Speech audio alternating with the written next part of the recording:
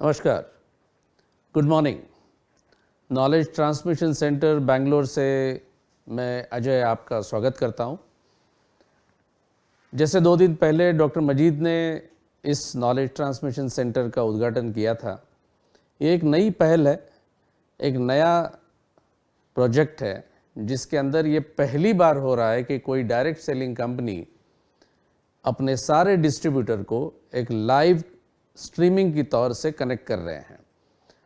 तो हमने आज जैसे डिक्लेयर किया था कि 11 बजे हमारा ट्रांसमिशन शुरू होगा, लेकिन सम टेक्निकल डिफ़िकल्टी आ गई।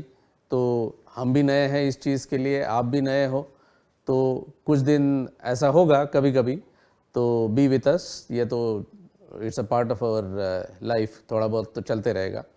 बट ओवरऑल प्रयास ये है कि इस नॉलेज ट्रांसमिशन की थ्रू हम आप सारे लोगों तक पहुंचना चाहते हैं, ताकि हम प्रोडक्ट्स के बारे में बात करें, प्लान्स के बारे में बात करें, कई नई जो पहल होगी कंपनी की तरफ से आपके लिए, वो सारी चीज़ें आप तक पहुंचाए एक शॉट में यहाँ से बैठकर।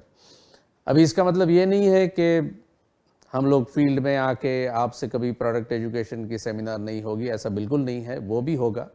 लेकिन यहाँ से कई सारे हज़ारों लोगों तक एक क्षण में हम जब पहुंच सकते हैं, तो ये भी एक बहुत ही एक अहम प्रयास है, महत्वपूर्ण है। इसके बारे में मैं कुछ बताना चाहता हूं, जब उसके बाद हम न्यूट्रास्यूटिकल्स और अपने प्रोडक्ट्स वगैरह के बारे में बात करेंगे। एक चीज़ बहुत इम्पॉर्टेंट है ये सारे चीज़ में, ये डिजिटल ट्रांसमिशन में एक इम्पॉर्टेंट चीज़ है कि आपके तरफ भी इंटरनेट जो है वो बहुत ही बेहतरीन होना चाहिए। हमारे यहाँ से अपलोड स्पीड बहुत अच्छी है, आपके पास भी, आपके मोबाइल पे, आपके डेस्कटॉप पे, कहीं पर भी वो एक अच्छी स्पीड जब होगी तो आपको कोई दिक्कत नहीं होगी। ऑडियो अच्छा आएगा, वीडियो अच्छा आएगा। कभी नहीं आया तो चेक कर लीजिए अपना इंटरनेट ठीक है नहीं है। और जो भी अच्छी होगी बात, अच्छी होगी, ठीक होगी, बुरी होगी, जो भी होगी, आपका फीडबैक ज़रूर दीजिएगा sdlive@samidirect.com। इस ईमेल पर आप ज़रूर लिखिए, और आपके जो भी सुझाव होंगे या आप चाहोगे कि ये और बेहतर किया जा सकता है और इस तरह से किया जा सकता है, जो भी सजेशंस हो आप बिंदास हमें लिख सकते हैं। इसके बाद हम एक दूसरा प्रयास करेंगे कि हम यहाँ पे इसी स्टूडियो में एक टोल फ्री नंबर भी रखेंगे, ताकि वो एक पर्टिकुलर प्रेजेंटेशन उस दिन का, जो भी जनरली 1 घंटे का होगा, वो ख़त्म होने के बाद हम कॉल्स भी लेंगे और उस कॉल्स को जवाब भी देंगे, आपकी जो क्वेरीज़ होगी। क्योंकि जब 1000 लोग कोई कोने में कहीं से भी जब कनेक्टेड है, तो पॉसिबल नहीं है कि मैं आपको देख पाऊंगा और आप सारे लोग मुझसे बात कर पाएंगे। तो कोई बात नहीं है, वो आप ईमेल के ज़रिए हमें बता सकते हैं और हम उसका जवाब भी तुरंत उसी दिन दे देंगे। तो वो एक नेक्स्ट स्टेप है जो हम जल्दी ही वो भी शुरू करेंगे।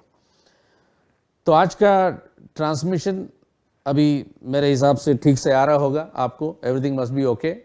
तो हम आज शुरू करते हैं। सबसे पहले इम्पॉर्टेंट है कि हमें सीखने का एक माइंडसेट हमें तैयार करना होगा। कि जैसे सारे लोग कहते हैं कि हम बताएंगे कि इसमें कहाँ से पैसा मिलेगा, मुझे कमीशन कैसे मिलेगा, ये सारी तो चीज़ें हैं, लेकिन इसका मेजर ज़रिया जो है वो अच्छा प्रोडक्ट होता है।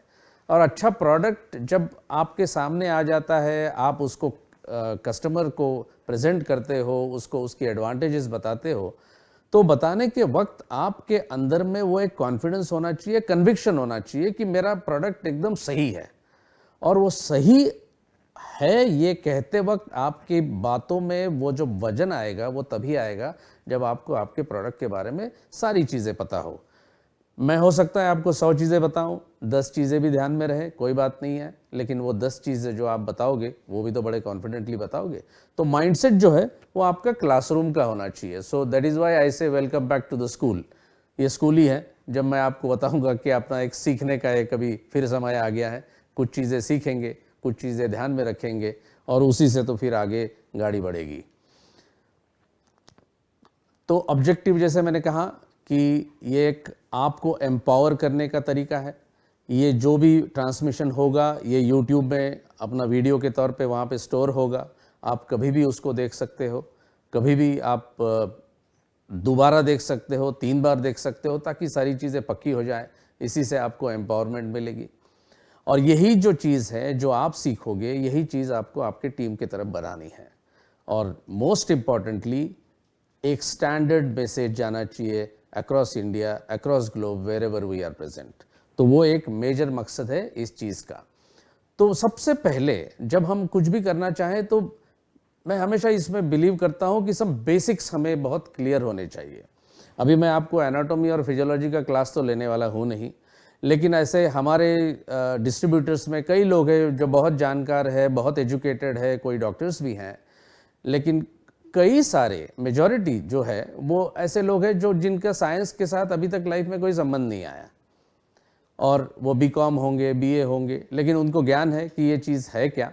लेकिन अगर मैं जैसे कोई सेमिनार में जाता हूँ, उनसे बात करता हूँ कि अच्छा भैया किडनी मालूम है कहाँ है, तो कोई लोग बता पाते, कोई लोग नहीं बता पाते। अब उसका मतलब ये नहीं है कि वो अज्ञानी है, इतनी ही बात है कि क्योंकि किडनी ऐसी चीज़ है जो हमें दिखती नहीं है, तो हमें समझ में नहीं आता वो है कहाँ। जैसे दिल धड़कता है तो हमें मालूम है दिल हमारे बाएं साइड में है, बट बाकी सारी चीज़ें जैसे लीवर है जो टॉक्सी फ्लश में, उसको जानना ज़रूरी है कि लीवर करता क्या है। तो इस सारी चीज़ों को ना थोड़ा थोड़ा तो भी कम से कम जानने की हमने बहुत ज़रूरत है। That is why I will just show you in some slides few things कि जो एक बहुत सिंपल बेसिक्स है जो हमें मालूम होना बहुत बहुत ज़रूरी है। सबसे पहले जान लीजिए कि हमारे जो शरीर है वो it is made up of systems. अभी जब मैं सिस्टम बोलता हूँ तो सिस्टम कौन सी है? कई सारी सिस्टम्स हमारे बॉडी में है। अब अपने सर के पास से शुरू करिए, नर्वस सिस्टम है, फिर रेस्पिरेटरी ट्रैक्ट है, दैट इज रेस्पिरेटरी सिस्टम, फिर digestive system, reproductive system, circulatory system. ये सारी सिस्टम्स जो है वो कई ऑर्गन्स के थ्रू बनती है। जैसे सर्कुलेटरी सिस्टम का हमने अभी जिक्र किया, इसमें क्या क्या है? अपना हार्ट है, ब्लड वेसल्स है जिसे धमनियाँ कहते हैं, जिसमें से खून बहता है। तो ये सारी चीज़ों को मिलके एक सर्कुलेटरी सिस्टम बनती है। तो ये ऑर्गन्स है, इनको बोलते हैं ऑर्गन्स, जैसे हार्ट वगैरह। अब ये ऑर्गन किस तरह से बनते हैं? टिश्यूज से बनते हैं। यानी हार्ट जो है वो बना हुआ है कई सारे टिश्यूज से, और टिश्यूज बनते हैं अपनी सेल्स से। हमारे शरीर में आपको अचरज होगा ये जान के कि करीब करीब 50 से 70 ट्रिलियन सेल्स होते हैं। अब 50 से 70 ट्रिलियन सेल, तो आप इमेजिन कर सकते हो कितनी सेल्स है हमारी बॉडी में। और कुछ ग्रुप ऑफ सेल्स बनके एक टिश्यू बनता है, कुछ टिश्यूज मिलके कुछ ऑर्गन बनता है, और कुछ ऑर्गन बनके एक सिस्टम बनती है। So this is how it goes. That means in another words what we can say कि हमारी बॉडी एक कॉलोनी ऑफ सेल्स है। जैसे बेंगलोर में अगर हम कहें कि भाई कोई सहकार नगर है, अब सहकार नगर ये कॉलोनी हो गई। अब इसमें कई सारे घर हैं, कई टाइप के लोग हैं। इसी तरह हमारी बॉडी है जो कॉलोनी ऑफ सेल्स है। मतलब हमारा सेल जो है ये एक बेसिक स्ट्रक्चर है जिसकी वजह से हमारी पूरी बॉडी बनी हुई है। तो जानते हैं कि स्ट्रक्चर क्या है इस सेल का। अब ये सेल स्ट्रक्चर अगर हमने उसको काटा जाए, एक सेल को पकड़ के जो माइक्रोस्कोप के अंडर में अगर हमने देखा, सुपर इलेक्ट्रॉन माइक्रोस्कोप के अंडर में, तो आपको इस तरह से दिखेगा। एक ये पिक्टोरियल है, एग्जैक्टली वैसा नहीं होता है। तो इसमें एक चीज़ तो आप बहुत आसानी से देख सकते हो, सेंटर में जो है, जो पिंक कलर सा है, वो है न्यूक्लियस। और लेफ्ट साइड में बॉटम में आप देखोगे माइटोकॉन्ड्रिया। ये थोड़ा सा आपके पहचान का है, क्योंकि माइटोकॉन्ड्रिया में होता है CoQ enzyme, that is CoQ10। तो CoQ एनर्जाइजर में जो है, तो हमारी बॉडी में जो CoQ10 बनता है वो सारा माइटोकॉन्ड्रियाज में ही होता है। यानी ऑल ओवर द बॉडी सारे सेल्स में, सारे माइटोकॉन्ड्रिया में कोएंजाइम Q10 होता है। इसलिए हम जानते भी हैं माइटोकॉन्ड्रिया को। बाकी बहुत सी चीज़ें हैं जिसे हमने जानने की अभी ज़रूरत नहीं है, बट इनफ टू से कि ये है एक स्ट्रक्चर सेल्स, और ये सेल्स की वजह से ही सारे मिलके हमारी एक शरीर बनता है। अब तो जैसे मैंने कहा, जस्ट लेट अस समराइज कि सेल्स से बनता है टिश्यूज, टिश्यूज से बनते हैं ऑर्गन्स, ऑर्गन्स से बनते हैं सिस्टम्स, और सारी सिस्टम्स को मिला के हमारा शरीर बनता है। अभी हम देखें कि स्पेसिफिकली हमारी बॉडी किस तरह से काम करती है। बहुत सिंप्लीफाइड एग्जाम्पल, एक मैं आपको बहुत सिंपल एग्जाम्पल दूंगा। हमारा शरीर एक एग्जैक्टली एक कार की तरह होता है। जैसे हमारे शरीर में बहुत सारे ऑर्गन्स है, जैसे मैंने अभी आपका उसका जिक्र किया, जैसे लीवर है, किडनी है, हार्ट है, ब्रेन है, ये सारे हमारे पार्ट्स हैं। जैसे एक कार के साथ कंपेयर करो तो ये सारे हमारे शरीर के पार्ट्स है। अगर हमने देखा जाए कि एक कार का इंजन खोला जाए तो उसमें क्या क्या मिलता है, बॉनेट खोल दो, देखोगे आप कि बैटरीज है, वायर्स है, और वहाँ उसमें फ्यूल लगता है, पेट्रोल डालो, डीजल डालो, और क्या क्या नहीं होता। It's a very complex process. लेकिन जब ये कार चलती है तो हमें समझ में नहीं आता कि इतनी सारी चीज़ें काम कर रही है। तो एट ए टाइम बहुत सारी चीज़ें कार के इंजन में जैसे होते रहती है, उसी तरह से हमारे बॉडी में भी हजारों बायोकेमिकल रिएक्शंस चलते रहती है, और हर एक सेल जो हमारे बॉडी का होता है वो एक इंजन पार्ट की तरह होता है। जस्ट सोचिए कि एक हमारा लीवर है, लीवर की रिक्वायरमेंट कुछ और अलग होगी, हार्ट के सेल की रिक्वायरमेंट कुछ और अलग होगी। तो इसी तरह से लेकिन एक कार की रिक्वायरमेंट, जैसे हम बोलते हैं ना डीजल कार हो तो उसमें डीजल ही डाला जाएगा, पेट्रोल डाला जाएगा तो क्या होगा, गाड़ी चलेगी नहीं। अगर डीजल की गाड़ी में पेट्रोल डाल दिया जाए तो वही उल्टा होगा काम। तो जिसमें जो चाहिए वही होना चाहिए। That is the fundamental requirement of that part. Every cells require a fuel to function. जैसे हम कहते हैं ना कि हर एक, जैसा मैं अभी कह रहा था कि हार्ट के लिए एक स्पेसिफिक चीज़ों की, न्यूट्रिएंट्स की ज़रूरत होती है, आपके मसल्स के लिए कुछ और रिक्वायरमेंट्स होती है। इसीलिए ये सारा फंडा आया कि बैलेंस्ड फूड का मतलब क्या होता है। अभी हम तो एक एक चीज़ तो नहीं खा सकते खाना खाने में कि अच्छा हार्ट के लिए मैंने ये खा लिया, अभी लीवर के लिए ये खा लिया, अभी किडनी के लिए ये खा लिया। इस तरह से तो काम नहीं हो सकता। तो हमारा जो भी डाइट होगा वो इस तरह से होना चाहिए कि जिसमें हर एक चीज़ हो जो हमारे शरीर के हर एक चीज़ के काम आए, हर एक ऑर्गन के काम आए। इसीलिए मैं उसको कार के साथ आपको कंपैरिजन आपको दे रहा था। तो specific fuel for the specific part, यानी आपके हर एक सेल की एक एक टाइप की रिक्वायरमेंट है, और वो रिक्वायरमेंट हमको पूरी करनी है हमारे न्यूट्रिएंट्स के द्वारा। इसीलिए हम कहते हैं कि nutrients is a continuous need of the body, क्योंकि बॉडी तो काम करते रहती है। आप जब सोते हो, चलते हो, जागते हो, दौड़ते हो, सोचते हो, या कुछ फिजिकल काम करते हो, या तो कुछ भी नहीं करके जस्ट अगर आप लेटे भी रहे तो भी आपकी बॉडी तो काम करते रहती है। तो इसीलिए उसको जो फ्यूल है वो फ्यूल हमेशा देते रहना चाहिए। अच्छा, फ्यूल जो हमेशा तो आप बार बार तो क्या खाते रहना चाहिए, ऐसा तो नहीं है। तो एक बार खा लिया तो उसका कहीं ना कहीं उसका निचरा होते रहता है, कहीं कुछ एब्सॉर्प्शन होता है, कहीं स्टोरेज होता है। तो बॉडी सारा काम करती है, एक वेयर हाउस की तरह भी काम करती है। तो nutrients is a continuous need of the body, so we should have the right kind of nutrients in our body. That is the most important thing. मतलब कि ये कि right food for the right cell and the right fuel, that is what is the requirement. This fuel जिसको हम कहते हैं food या nutrients, ये जलते हैं ऑक्सीजन की प्रेजेंस में और एक एनर्जी रिलीज होती है। अगेन मैं फिर उसको कार के साथ कंपेयर करूंगा। कार में जब हम पेट्रोल डालते हैं तो होता क्या है, उसमें भी तो एयर फिल्टर लगा होता है, एयर आती है, एयर से ऑक्सीजन आती है, और ये जो केमिकल एनर्जी बाद में तैयार हो जाती है जलने की वजह से, इस फ्यूल की जलने की वजह से, वो मैकेनिकल एनर्जी में कन्वर्ट होकर कार चलने लगती है। इसी तरह से हमारे बॉडी में भी फूड्स और न्यूट्रिएंट्स जैसे जैसे हमको मिलते हैं वो ऑक्सीजन की प्रेजेंस में जलते हैं और हमें एक एनर्जी मिलती है। There is a TCA cycle और बहुत सारी कॉम्प्लिकेशंस है। जितना मैं सिंप्लीफाई कर रहा हूँ उस तरह से शरीर में नहीं होता है, but that is how we can understand. हर एक बंदा जान सकता है कि इस तरह से चीज़ अगर चाहिए तो इस तरह से उसको ओवरऑलिंग भी होना जरूरी है। कार को सर्विसिंग में डालते हैं ना 3-3 महीने में, 6-6 महीने में, इसी तरह से हमारे शरीर को भी वो ओवरऑलिंग चाहिए हमेशा। इसलिए हम लोग यूज़ करते हैं टॉक्सीफ्लश 6 महीने में एक बार, ताकि जो बायोकेमिकल रिएक्शंस हुई हैं उससे जो भी टॉक्सिन्स पैदा हुए हैं वो टॉक्सिन्स भी निकले जाएं, ताकि body is again fit and fine to carry on. So that is what is very important to us. जो भी हम खाएंगे, जो भी न्यूट्रिएंट्स लेंगे, उसकी अल्टीमेटली कन्वर्शन होती है एनर्जी में, और वही हमको चलाती है। चलिए आगे बढ़ते हैं। कुछ सिंपल चीज़ें हैं। हम खाना खाते हैं, हमारे it goes from your mouth, हमारे मुंह से खाना खाते हैं, उसके बाद वो ईसोफेगस में जाता है, ईसोफेगस से वो स्मॉल इंटेस्टाइन में, लार्ज इंटेस्टाइन में जाएगा, उसके पहले वो स्टमक में जाएगा, स्टमक से स्मॉल इंटेस्टाइन में उसकी एब्सॉर्प्शन होती है, और बचा हुआ जो भी चीज़ें हैं कुछ थोड़ी बहुत लार्ज इंटेस्टाइन में होती है, और जो भी नहीं चाहिए बॉडी को वो हमारे एनस के द्वारा वो बाहर निकल जाता है। सो इसी तरह से ये पूरी प्रक्रिया होती है, ये है डाइजेशन वाली। लेकिन स्मॉल इंटेस्टाइन में जाने के बाद जो छोटे छोटा बहुत, आप एक पिक्चर देखोगे स्मॉल इंटेस्टाइन को, दिखेगा कि एक वायर जैसा बहुत सारा एक लंबा सा उसको इसीलिए वो गोल गोल घुमाया है ताकि एब्सॉर्प्शन ज़्यादा से ज़्यादा होने का वहाँ मौका मिले फूड को। तो वहाँ से वो एब्सॉर्प्शन होता है, फिर उसका क्या होता है वो भी आपको बताता हूँ कि वहाँ से वो जाता है लीवर में, वहाँ से लीवर देखता है कि इसमें क्या अच्छी चीज़ें हैं, बुरी है, उसको निकाले, बाहर करें, फिर वो हार्ट में जाएगा लंग के थ्रू, देन हार्ट में जाएगा, हार्ट से ब्लड स्ट्रीम में जाएगा और ब्लड स्ट्रीम से सारी बॉडी को वो न्यूट्रिएंट जहाँ जहाँ जो जो चाहिए वो मिलेगा।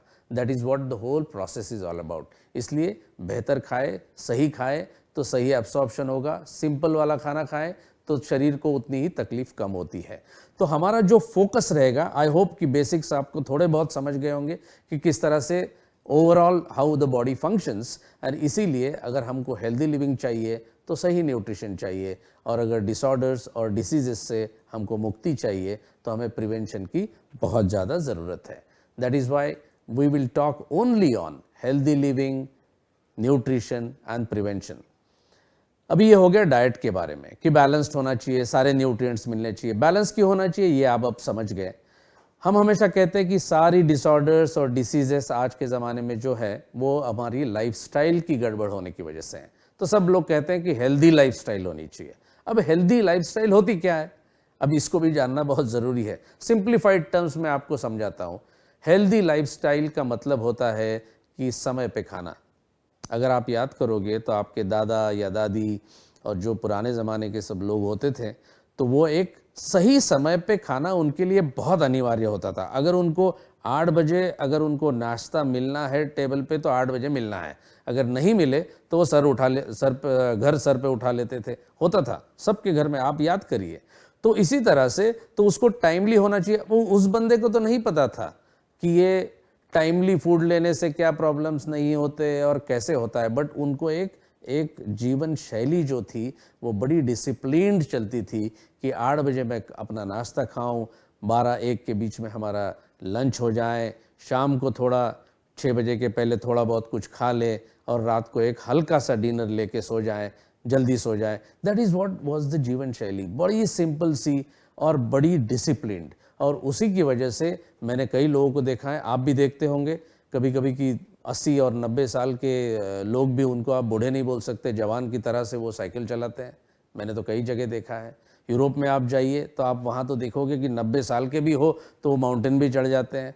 तो उनकी वो जो लाइफस्टाइल है ना, इट इज़ सो डिसिप्लिन्ड कि वो देखते हैं कि उनका खाना सही हो और एक एक्सरसाइज जो है वो एक बहुत ज़रूरी है। तो वो सारा इसीलिए होता है कि द होल बॉडी पार्ट्स, जो भी सारे बॉडी पार्ट्स हैं, परफेक्टली अपने अपने एक दूसरे के साथ में बड़े सिंक होके ही काम करते रहते हैं। हमारे यहाँ सीडेंटरी लाइफस्टाइल बहुत ज़्यादा बढ़ गई है, इसीलिए हमें सारी रोगों का या डिसऑर्डर्स का सामना करना पड़ता है। सो टाइमली इंटेक ऑफ फूड बहुत इंपॉर्टेंट है। हम सब जानते हैं इस चीज़ को, लेकिन वो हम उस पर अमल नहीं करते। हम बोलते कि काम ही इतना था कि खाने को समय ही नहीं मिला। अब समय नहीं मिलेगा तो फिर तो प्रॉब्लम्स तो आते रहेंगे, फिर रोने का क्या मतलब है। तो थोड़ी चीज़ें जो है वो उसमें डिसिप्लिन लाने की ज़रूरत है। दूसरा, फूड वही लो जिसमें आपको कार्बोहाइड्रेट्स हो, प्रोटीन्स हो, फैट्स हो, विटामिन्स हो, मिनरल्स हो। फैट के नाम सुनते ही लोगों को लगता है कि घी बंद कर देना चाहिए, मैंने ऑयल बंद कर देना चाहिए, ये नहीं करना चाहिए, वो नहीं करना चाहिए, क्योंकि आपको गूगल अभी इतना अवेलेबल है कि कुछ भी चाहिए तो फट से गूगल पे आंसर करके देखते हो। अगर आप सब चीज़ों को देखते रहें कि ये खाए तो क्या होता है, ये खाए नहीं तो क्या होता है, तो आपको दिखेगा कि हर एक चीज़ में कुछ ना कुछ ऐसा लिखा है कि आपका खाना ही बंद हो जाए।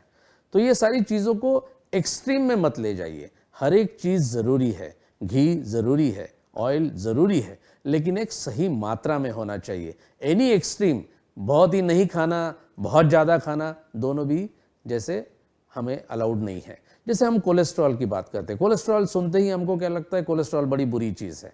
कोलेस्ट्रॉल बॉडी के लिए बहुत ज़रूरी है, वो चाहिए, लेकिन जब कोलेस्ट्रॉल की मात्रा एक प्रिस्क्राइब्ड लिमिट के ऊपर हो जाती है तो आपको प्रॉब्लम होती है। So everything in moderate consumption is good. जितना चाहिए उतना लेना चाहिए, जितना खाए उतना बर्न करना चाहिए, जलाना चाहिए। That is very important. इसीलिए चाहिए आपको एक ऑप्टिमम एक्सरसाइज। ऑप्टिमम एक्सरसाइज का मतलब ये नहीं है कि आप हर रोज़ जिमिंग करें, एक एक घंटा जाएं, 2-2 घंटा जाए, पसीना बहाए और घर आके गुलाब जामुन 10 खा ले। तो इस तरह से वो एक्सरसाइज नहीं होता है। ऑप्टिमम एक्सरसाइज का मतलब होता है, जैसे साइंटिस्ट लोगों ने कहा है, कि करीब करीब आप 10 घंटा ब्रिस्क वॉक करें एक हफ्ते में।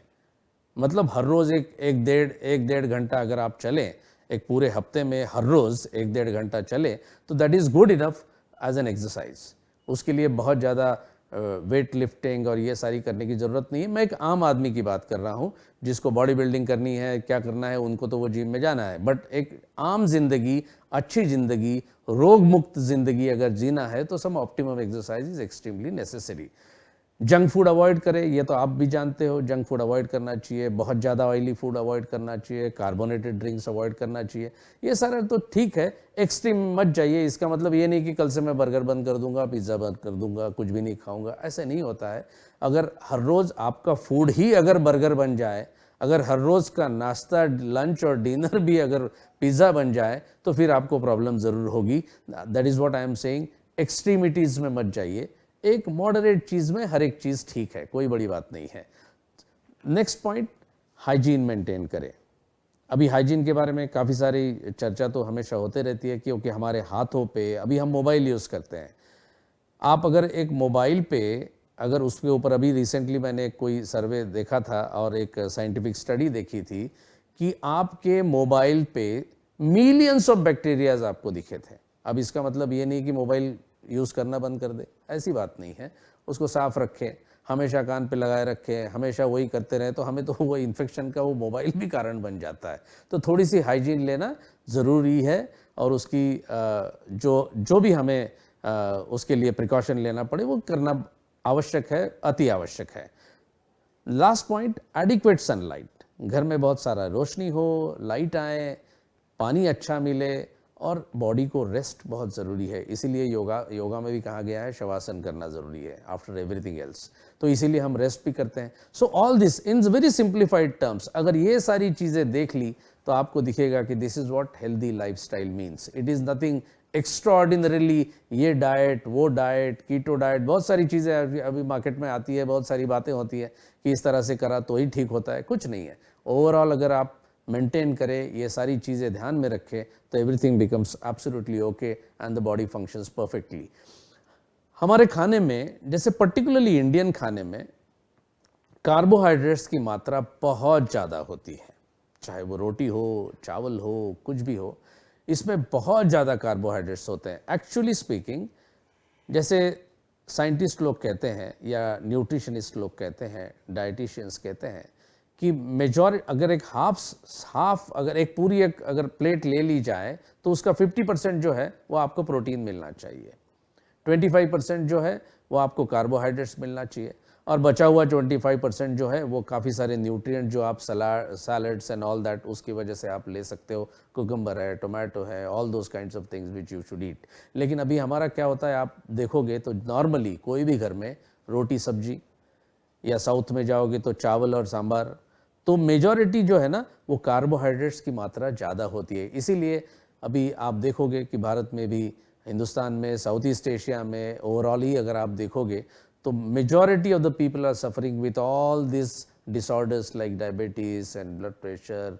And cholesterol, all those kinds of things which are not actually designed by the God. ये हमने हमारे लिए डिज़ाइन किया हुआ है। That is why we have to change our food habits a little bit. ये सारे जो तीन है ना मेजर, कार्बोहाइड्रेट, फैट्स और प्रोटीन्स, इनको हम कहते हैं मैक्रो न्यूट्रिएंट्स। मैक्रो जो बड़ी मात्रा में खाया जाता है, इसलिए इसको ये बहुत ज़रूरी है बॉडी के लिए। और ये जो मैक्रो न्यूट्रिएंट्स है, ये हमारी सारी बायोकेमिकल रिएक्शंस जो मैंने आपको अभी अभी कही थी कि बहुत सारी हज़ारों बायोकेमिकल रिएक्शंस हमारे बॉडी में चलते रहती है, वो इसीलिए चलती है कि ये सारी चीज़ों का, ये सारी मैक्रो न्यूट्रिएंट्स का अल्टीमेटली कन्वर्शन हो एनर्जी में। क्योंकि जब एनर्जी मिलती है तभी हम चल पाएंगे, और जब एनर्जी नहीं है तो हम कुछ भी नहीं कर पाएंगे। सो द होल थिंग, जो भी फूड है, न्यूट्रिएंट्स है, सारी कुछ चीज़ें, ये अल्टीमेट गोल इसका है to get the right kind of energy for us, so that we work in a better manner. So these are what biochemical reactions give us the energy. Now let's look at a very simple biochemical reaction. ये एक ही chemical reaction हमारे body में नहीं होती है, लेकिन मैं आपके सिंप्लिसिटी के लिए आपको बता रहा हूँ। जैसे हमने कार्बोहाइड्रेट्स खाए, जैसे चावल खाया, जैसे स्टार्च ज़्यादा होता है, it gets converted to carbohydrates. रोटी खाई, उसमें भी कार्बोहाइड्रेट्स ही है। तो इसको सिंप्लीफाइड करके ग्लूकोज में बॉडी उसको कन्वर्ट करती है। That is called as a simple sugar, उसको बोलते हैं सिंपल शुगर। अब ये ग्लूकोज का होता क्या है कि ये ऑक्सीजन की प्रेजेंस में, यानी हम जो सांस ले रहे हैं इसीलिए हमको ऑक्सीजन मिल रहा है, लंग्स में जाता है, लंग्स के थ्रू हमारे हार्ट में जाएगा, वहाँ से ब्लड हीमोग्लोबिन उसको कैरी करेगा और ये ऑक्सीजन वो सेल्स तक पहुँचता है, सारी सेल्स में पहुँचता है हमारे बॉडी के। तो ऑक्सीजन वहाँ पहुँच गया, वहाँ ग्लूकोज अवेलेबल है, तो ग्लूकोज प्लस ऑक्सीजन इनकी रिएक्शन होगी और हमें मिलेगा पानी। जो हमारा जो चाहिए बॉडी को पानी उतना रहेगा, जितना नहीं चाहिए वो यूरिन के द्वारा बाहर हो जाएगा। और एक बाहर हो जाएगा कार्बन डाइऑक्साइड जो हम एक्सहेल करते हैं, और एनर्जी। तो glucose plus oxygen gives you water, energy and carbon dioxide. This is a very simplest of the biochemical reaction, one of the simplest reaction that happens in your body. अब ये glucose हमको कहाँ से मिलता है? Food से मिलता है। जो हम खा रहे हैं उसी फूड से हमें मिलता है। मतलब इसको सिंपल शुगर में कन्वर्ट करने के लिए if our food is complex it will take a longer time. जितना कॉम्प्लेक्स फूड खाओगे उतना ज़्यादा समय लगेगा उसको ग्लूकोज वगैरह में कन्वर्ट होने के लिए। तो फूड कैसा होना चाहिए? सिंपलर होना चाहिए।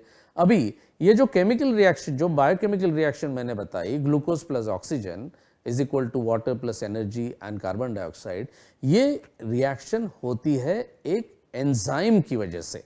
मतलब एंजाइम एक कैटलिस्ट होता है जिसकी प्रेजेंस, अगर एंजाइम वहां नहीं है तो ग्लूकोज प्लस ऑक्सीजन ये इसका रिजल्ट ही नहीं होगा वाटर, कार्बन डाइऑक्साइड और एनर्जी में। तो एंजाइम का होना जरूरी है। एंजाइम्स को कैसा जाने? अगर हम कुछ भी चीज पढ़े तो, जैसे अमाइलेज, लाइपेज, प्रोटीएज, यानी जो भी ASE, ये नाम जो भी ASE से खत्म होता है उसको एंजाइम कहते हैं। तो ये एंजाइम बहुत आवश्यक है। ये एंजाइम कैसे काम करते हैं? In the presence of vitamins and minerals. Vitamins को हम कहते हैं कोएंजाइम और मिनरल्स को कहते हैं कोफैक्टर्स, जो हेल्प करते हैं इस एंजाइम के एक्शन के लिए। अभी आपको ये, अगर आपने इसको अपने दिल में, इस स्लाइड को अगर बसा लिया, तो मुझे नहीं लगता आपको कभी भी कोई भी समस्या आए कि भाई ये क्यों नहीं हो रहा है। अभी आप बताइए, अगर कोई लीवर में एक बायोकेमिकल रिएक्शन हो रही है, ये रिएक्शन भूल जाइए, कोई बायोकेमिकल रिएक्शन हो रही है, वहाँ पे एक पर्टिकुलर एंजाइम भी रेडी है जो एक रिएक्शन कंप्लीट करेगा। अब वहाँ चाहिए समझो विटामिन B1 जो इस एंजाइम को हेल्प करेगा उस केमिकल रिएक्शन को कंप्लीट करने के लिए, और विटामिन B1 है ही नहीं, तो ये केमिकल रिएक्शन होगी कि नहीं होगी? नहीं होगी। That means liver will get affected in the absence of certain cofactors and certain nutrients, that is coenzymes like vitamins. इसीलिए एक एंजाइम ऐसा होता है कि जैसे जिंक, मान लो मिनरल है जिंक, जो हमारे कैल्सीडीमैक्स में भी है। तो जिंक एक ऐसा मिनरल है जो आपकी बॉडी के अंदर करीब 300 केमिकल रिएक्शंस को मैनेज करता है। मींस 300 बायोकेमिकल रिएक्शन में जिंक का रोल है। अभी मान लो जिंक है ही नहीं बॉडी में, या कम है, डेफिशिएंसी है, तो क्या होगा? तो वो सारी 300 बायोकेमिकल रिएक्शंस कंप्लीट नहीं होगी, और वो जहां जहां होनी चाहिए, जो ऑर्गन में होनी चाहिए, वो ऑर्गन को कुछ ना कुछ तकलीफ होगी।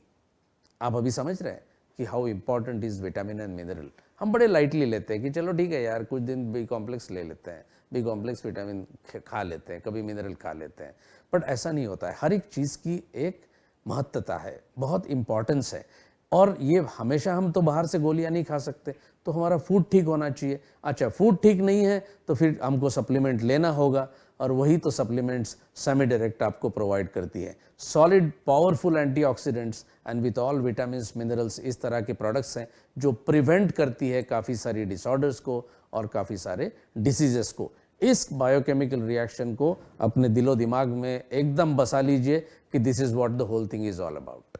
देन यू विल रियलाइज कि बाकी सारा एकदम सिंपल है। ये रिएक्शन के बियॉन्ड कुछ भी डिफिकल्ट नहीं है। साइंस इज़ वेरी सिंपल, बहुत सिंपल है, सादा है, अगर हम उसको सीधे तरीके से सिंपलिस्टिक फॉर्म में अगर समझ जाए तो। सो विटामिन्स एंड मिनरल्स बहुत कम मात्रा में लगते हैं, इसीलिए इनको कहते हैं माइक्रो न्यूट्रिएंट्स। तो जैसे कहा मैंने को एंजाइम, तो यानी एंजाइम को हेल्प करने वाला, विच आर रिक्वायर्ड कि वो एंजाइम का नॉर्मल फंक्शनिंग हो और वो बायोकेमिकल रिएक्शन हो। इसीलिए मैंने आपको वो पहले से बताया कि कैसे बायोकेमिकल रिएक्शंस होती हैं, कितने चीज़ें होती है, कहाँ कहाँ होती है, तो अभी आपको उसका कनेक्शन आया होगा। दूसरा है मिनरल्स, जो कि which are much more needed in small amounts to make the cofactors, और ये कोफैक्टर्स भी एंजाइम के एक्टिवेशन के लिए बहुत ज़्यादा इंपॉर्टेंट होता है। तो ये होते हैं माइक्रोन्यूट्रिएंट्स। तो मैक्रोन्यूट्रिएंट्स और माइक्रोन्यूट्रिएंट्स दोनों को मिला के बनता है हमारा food. So that is how this whole thing works for your body. अभी याद करिए कि सालों पहले 50-60 साल या मे बी 70 साल के पहले, या लुइस पास्चर जब भी पहले जो भी एंटीबैक्टीरियल बनाए उसके पहले, पेनिसिलिन के पहले की बात कर रहा हूँ, कि जहाँ जहाँ जो जो डिसीजेस थे, आपको आश्चर्य होगा कि प्लेग हो गया, मलेरिया हो गया, टाइफॉइड, ये सारे चीज़ों से एपिडेमिक आता था। एपिडेमिक का मतलब है कि सारा के सारा गांव खत्म हो गया और पूरा, मतलब उसको मेडिसिन ही नहीं था। लेकिन आज अगर हम देखें तो क्या मलेरिया से कोई मरता है? बहुत कम, क्योंकि अभी उसके लिए गोलियां अवेलेबल हैं। प्लेग के लिए भी हमको मालूम है कि क्या करना चाहिए, टाइफॉइड के लिए क्या करना चाहिए, हम सारी चीज़ों को जानते हैं। तो ये सारी चीज़ें जो बैक्टीरिया और वायरसेस के वजह से होती थी, या जो बैक्टीरिया के वजह से हम जानते थे कि कौन सा बैक्टीरियम है, उसके लिए तो हमने प्रोडक्ट्स बना लिए, मेडिसिन बना लिए, उसके लिए मेडिसिन डिस्कवर हुए। तो अभी हम लोगों को उन रोगों पर विजय पाना संभव हो सका है। तो अभी हमें इन सब रोगों की वजह से कोई मर रहा है ऐसा बहुत कम मालूम पड़ता है, बहुत ही कम मालूम पड़ता है। लेकिन कुछ चीज़ें जो नई आई है, जैसे मैंने बोला कि ये तो भगवान ने आपके लिए डिज़ाइन नहीं करी थी, जैसे न्यू डिसऑर्डर्स, डायबिटीज़ हो गया, आपकी ओबेसिटी हो गई, ब्लड प्रेशर हो गया, हाइपर कोलेस्ट्रेमिया, ये सारी चीज़ें हो गई। ये सारी चीज़ें तो कोई इसमें बैक्टीरिया नहीं है जिसकी वजह से ये हो रहा है, कोई वायरस नहीं है जिसकी वजह से ये हो रहा है। तो ये क्यों हो रहा है? Only because our lifestyle modifications what we have done. सारी लाइफस्टाइल चीज़ें रिलेटेड है। अब लाइफस्टाइल रिलेटेड होने की वजह से एंटीबैक्टीरियल तो यहाँ काम नहीं करेगा, क्योंकि कोई बैक्टीरिया का तो इन्फेक्शन है ही नहीं ओबेसिटी में जिसकी वजह से हुआ है। डायबिटीज़ तो कोई बैक्टीरियम की वजह से तो हुआ नहीं है। तो उसको क्या करना होगा, हमें जिस चीज़ की वजह से हुआ है उसको चेंज करना होगा। That is you will need to change your lifestyle. That is what is the most important thing. अगर वो नहीं कर सकते, वो भी करना है, लेकिन उसके अलावा भी अगर कुछ चीज़ करना है तो वो लेना है न्यूट्रास्यूटिकल्स का। वहीं से निर्माण हुआ, लोगों को अनुभव हुआ कि न्यूट्रास्यूटिकल्स एक ऐसी चीज़ है जिसको फार्मास्यूटिकल और न्यूट्रिशन दोनों वर्ड्स को मिला के बनाया गया है। तो स्टीफन डी फेलिस ने बनाया था ये सालों पहले। तो न्यूट्रास्यूटिकल्स में, जिसमें हम कहते हैं कि prevention is what is most important and prevention is better than cure. सालों के पहले ये बात कही गई, लेकिन उसके ऊपर कोई काम नहीं हुआ। डॉक्टर मजीद जो इंडस्ट्रियल फार्मेसी में ऑलरेडी फाइजर, पैको रिसर्च में पीएचडी वगैरह करने के बाद में वहीं पे जो फार्मास्यूटिकल्स में काम करते थे, ही रियलाइज्ड कि ये नहीं है, ये prevention is better than cure. He understood it and he change the game and he came into this from the white coat that he was wearing in the lab. He was adoring the blue suit now, the business suit. He got into this और सारी दुनिया को एक बहुत ही pioneering effort के साथ में बहुत से स्टैंडर्डाइज एक्सट्रैक्ट बनाए, और उसकी वजह से ही हमारे जो प्रोडक्ट्स है उसमें सारे रिसर्च बेस्ड न्यूट्रिएंट्स ही आपको मिलेंगे। It is not a copy paste formula from anywhere, ये हमारा खुद का रिसर्च है। तो न्यूट्रास्यूटिकल्स का नीड जो है ये इसीलिए आया, पहले नहीं था सालों पहले, अभी इसलिए आया क्योंकि हमारी फूड बैलेंस नहीं है, हमारी लाइफस्टाइल बदल गई है। तो इसकी वजह से हमें अभी ये न्यूट्रास्यूटिकल्स की ज़रूरत है। Very important that we understand the need for this and then we not only हम लोग कंज्यूम करें बट कस्टमर्स को भी जब बताएं तो उनको ये बैकग्राउंड दीजिए कि व्हाट इज़ इम्पॉर्टेंट, कि क्या क्या हुआ है, इसकी वजह से क्या क्या अभी हमने केयर लेना चाहिए। अभी न्यूट्रास्यूटिकल्स की सिंपल डेफिनेशन यही है कि सारे वो फॉर्मुलेशंस और फूड्स जिसकी वजह से हमें हेल्थ बेनिफिट मिलते हैं उनको कहते हैं न्यूट्रास्यूटिकल्स। सिंपल डेफिनेशन है, फॉर्मुलेशंस और फूड्स जो हमें हेल्थ बेनिफिट देते हैं when taken orally, these are called as nutraceuticals. Supplement क्यों कहा जाता है? क्योंकि सिर्फ गोलियां खा के जिया नहीं जा सकता है, तो बाकी सारा जो भी खाते हो खाइए, उसके साथ इसको सप्लीमेंट करना ज़रूरी है। सप्लीमेंट्स आपके डाइट के साथ में उसको मिलाइए और प्रिवेंट करिए काफ़ी सारी डिसऑर्डर्स। फॉर्मुलेशन का मतलब भी लोगों को कोई समझ में नहीं आता। कई बार जब मैं जाता हूँ और मुझे मालूम है फॉर्मुलेशन करके मैं कहता हूँ ये अपना फॉर्मुलेशन है, तो बोलते सर फॉर्मुलेशन क्या है? तो फॉर्मुलेशन ये होता है कि जैसे आपका टॉक्सीफ्लश है, इसमें 5 से 6 इंग्रेडिएंट्स हैं, इनको मिला के हमने एक फॉर्मूला बनाया और वो कैप्सूल आई, इसको बोलते हैं फॉर्मुलेशन। फॉर्मुलेशन मतलब it's a mix of several ingredients or 1 or 2 ingredients also can make a formulation। तो formulation का मतलब वो होता है, that is a general scientific term which is used, लेकिन वो अपने लिए तो एक प्रोडक्ट ही बोलना स्वाभाविक है और इनफ है। तो फॉर्मुलेशंस ये सारी जो स्ट्रक्चरल और फंक्शनल सपोर्ट करते हैं स्पेसिफिक डिसीजेस के लिए, उसमें भी बहुत काम आते हैं। काफ़ी सारी प्रोडक्ट को तो कहीं कहीं अभी ड्रग का दर्जा भी दिया गया है कुछ कंट्रीज़ में। और एक स्पेसिफिक नीड जब होती है ना, कि जैसे स्पोर्ट्स हो, जो स्पोर्ट्स में जो एथलेट्स होते हैं या उनकी एक स्पेसिफिक नीड होती है, जो अलाउड जो न्यूट्रिएंट्स है वो लोग लेते हैं, उनको भी हम कहते हैं न्यूट्रास्यूटिकल्स, बिकॉज वो भी उनको सपोर्ट करते हैं, क्योंकि उनकी एक रिक्वायरमेंट होती है मस्कुलर बॉडी होनी चाहिए, but at the same time he should be light on his feet. जैसे कोई अगर स्प्रिंटर है तो उसकी नीड्स अलग होती हैं, कोई जो भाला फेंक करता है उसकी नीड अलग होती है, तो हर एक चीज़ की नीड के हिसाब से ये न्यूट्रास्यूटिकल्स भी वो लोग लेते रहते हैं। That is called as a special physiological need जब होती है तभी भी न्यूट्रास्यूटिकल्स लिए जाते हैं। न्यूट्रास्यूटिकल्स के अलावा एक टर्म और एक यूज़ होती है, क्योंकि ये जैसे जैसे हम प्रोडक्ट पढ़ेंगे ना, और मैं आगे आगे आपको कुछ प्रोडक्ट्स बताऊंगा, तो उसमें मैं एक चीज़ का बड़ा कॉमनली कुछ वर्ड्स यूज़ करूंगा, जैसे ओरैक। सारे लोग जानते हैं ओरैक वैल्यू इसकी बड़ी हाई है। अब ओरैक वैल्यू है तो ओरैक है क्या? तो ORAC is simple nothing but oxygen radical absorbance capacity. इसका एक बैकग्राउंड मैं बता देता हूं। यानी फ्री रेडिकल्स को जितना वो एक न्यूट्रिएंट जितना उसको एब्सॉर्ब करेगा, उसको नलिफाई करेगा और नए फ्री रेडिकल्स नहीं बनाएगा, ये तभी संभव है जब वो इंग्रेडिएंट की ओरैक वैल्यू बहुत ज़्यादा है। जैसे टर्मरिक की 1 लाख के ऊपर ओरैक वैल्यू है, very solid, that is your curcumin C3 complex, बहुत सॉलिड उसकी ओरैक वैल्यू है। तो ओरैक ये वर्ड जब भी यूज़ करते हैं तो समझ लेना चाहिए कि इसकी वो एंटीऑक्सीडेंट प्रॉपर्टी के बारे में बात कर रहे हैं। अभी ये फ्री रेडिकल पैदा कहाँ से होता है, ये सिंपल चीज़ में इसीलिए मैं बताता हूँ कि जो मैंने आपको बायोकेमिकल रिएक्शन कुछ स्लाइड्स पहले बताई थी, उसमें बोला था glucose plus oxygen equal to carbon dioxide plus water plus energy. तो अभी ये एक सिंपल नॉर्मल रिएक्शन है। अब इसमें से अगर एक ऑक्सीजन मॉलिक्यूल, एक O निकल गया, O माइनस, उस O के ऊपर में 2 उसको इलेक्ट्रॉन होने चाहिए, अब ये हो गया O माइनस। अब ये जो O है ये वैसे निकल गया, जिसके पास पेयरिंग के लिए वो ढूंढ रहा है।